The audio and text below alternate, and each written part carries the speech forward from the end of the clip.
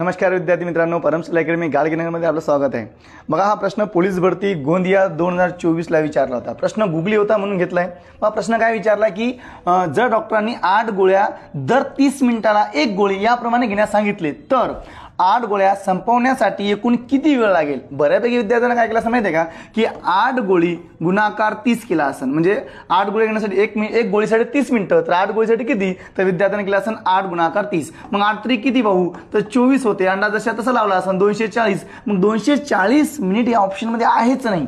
विद्यार्थ्यांना वाचला असेल प्रश्न चुकीचा आहे, पण प्रश्न चुकीचा नाही। त्यांचं म्हणणं काय की 8 गोळी प्रत्येक 30 मिनिटांनी, म्हणजे बघा पहिली एक गोळी घेतली, त्यानंतर 30 मिनिटांनी दुसरी गोळी घेतली, त्यानंतर 30 मिनिटांनी तिसरी गोळी घेतली, असं चौथी गोळी, सेम 5, 6वी गोळी, 7वी गोळी आणि 8वी गोळी घेतली, म्हणजे 30 मिनिटांनी इथेही 30 मिनिटं, इथेही 30 मिनिटं, इथेही 30 मिनिटं, इथेही 30 मिनिटं, इथेही 30 मिनिटं।